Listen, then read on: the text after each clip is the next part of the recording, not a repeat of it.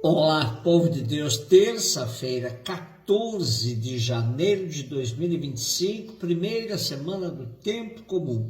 A nossa reflexão de hoje é a partir de Hebreus 2, de 5 a 12, Marcos 1, de 21b a 28.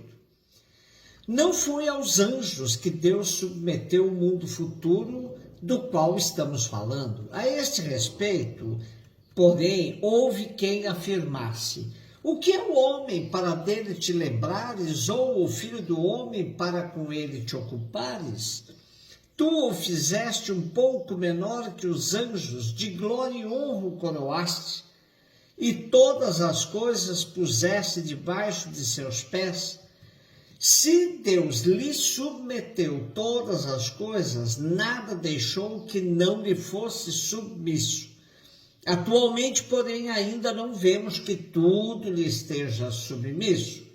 Jesus, a quem Deus fez pouco menor do que os anjos, nós o vemos coroado de glória e honra por ter sofrido a morte. Sim, pela graça de Deus em favor de todos, ele provou a morte. Convinha, de fato, que aquele por quem e para quem todas as coisas existem e que desejou conduzir muitos filhos à glória, levasse o iniciador da salvação deles à consumação por meio de sofrimentos. Pois tanto Jesus, o santificador, quanto os santificados são descendentes do mesmo ancestral. Por essa razão, ele não se envergonha de os chamar irmãos, dizendo: anunciarei o teu nome a meus irmãos, e no meio da assembleia te louvarei. O autor da carta aos Hebreus, depois de mostrar a superioridade de Cristo relativamente aos anjos e a todos os poderes inferiores a Deus, realça nesta perícope a sua condição humana. Cristo é o Filho de Deus superior aos anjos, mas é também o Jesus da história, aquele que sofreu e morreu. O autor contempla a união entre os dois aspectos à luz do Salmo 8 e aproveita para anunciar o desígnio redentor de Deus. Esse desígnio passa pelo esvaziamento do Filho, que por amor se torna participante da natureza humana, inferior à dos anjos, mas também objeto das bênçãos divinas, até as extremas consequências do sofrimento da morte em favor de todos. Assim se revela a maravilhosa justiça de Deus. O Criador e fim de todas as coisas julgou tão importante o homem que o quis atrair à comunhão filial consigo. Para isso, tornou-se solidário conosco no Filho unigênito, enviado para nos levar à glória, ao mundo futuro. Deus realiza a nossa santificação através do amor humilde de Jesus, que se entrega para nos poder chamar irmãos e anunciar-nos o Pai. Marcos 1, de 21b a 28. Estando com seus discípulos em Cafarnaum, Jesus, num dia de sábado, entrou na sinagoga e começou a ensinar. Todos ficavam admirados com o seu ensinamento, pois ensinava como quem tem autoridade, não como os mestres da lei. Estava então na sinagoga um homem possuído por um espírito mau. E ele gritou: que queres de nós, Jesus Nazareno? Vieste para nos destruir? Eu sei quem tu és o Santo de Deus. Jesus o intimidou: cala-te e sai dele.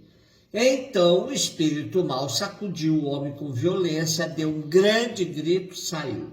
E todos ficaram muito espantados e perguntavam uns aos outros: o que é isso? Um ensinamento novo dado com autoridade?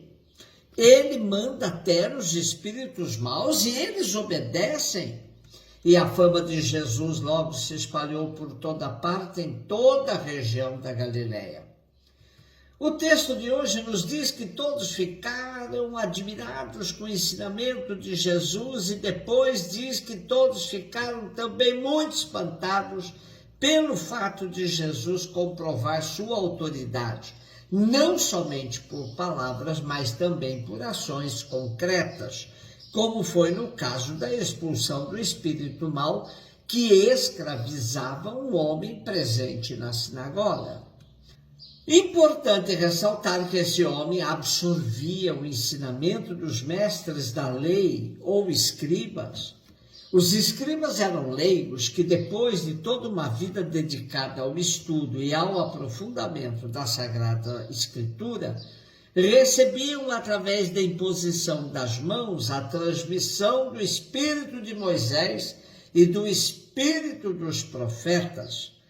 A partir de então, tornavam-se teólogos oficiais do Sinédrio, e a sua autoridade era maior do que a dos sumos sacerdotes. Os mestres da lei constituíam um segmento arrogante, que pretendia mesmo ocupar até o lugar de Deus, interpretando sua palavra de modo a favorecer a elite de Israel. Também comercializavam a palavra, servindo-se de seu prestígio na sinagoga. Vejamos que o homem possuído, quando reage à presença de Jesus, fala no plural: vieste para nos destruir? Ora, quem é que se sentia ameaçado com a autoridade de Jesus? O homem falava como se fosse uma vítima dos ventrílocos mestres da lei. Como diz o exegeta Alberto Maggi, mas o que é que Jesus está destruindo? Quem é que se sente ameaçado pelo ensinamento de Jesus? Com certeza não se trata dos demais presentes, que aliás estão admirados de modo favorável com o ensinamento de Jesus, e que o escutam como a resposta de Deus ao seu desejo de plenitude de vida. Quem é que Jesus está destruindo com seu ensinamento? Jesus está destruindo a autoridade dos escribas que pretendiam falar em nome de Deus. É esta classe que se sente ameaçada. Enquanto o povo reconhecia a autoridade do ensinamento de Jesus, as autoridades religiosas judaicas se sentiam ameaçadas. Marcos deixa claro que Jesus, desde os inícios de sua missão, será esse divisor de águas no seu tempo. E por que não? Até hoje. Ele é motivo de alegria para alguns e decepção a outros. Há hoje quem gostaria de ter o poder de alterar a palavra de Deus, de retirar dos evangelhos algumas partes incômodas. Mas a palavra de Deus não se deixa manipular, apesar de alguns terem sucesso momentâneo. Como nos diz a carta a Timóteo, toda a Escritura é inspirada por Deus e útil para o ensino, para a repreensão, para a correção, para a educação na justiça, a fim de que o homem de Deus seja perfeito e perfeitamente habilitado para toda boa obra. Ou, como afirma a carta aos Hebreus, a palavra de Deus é viva e eficaz, e mais afiada que qualquer espada de 2 gumes. Ela penetra até o ponto de dividir alma e espírito, juntas e medulas, e julga os pensamentos e as intenções do coração.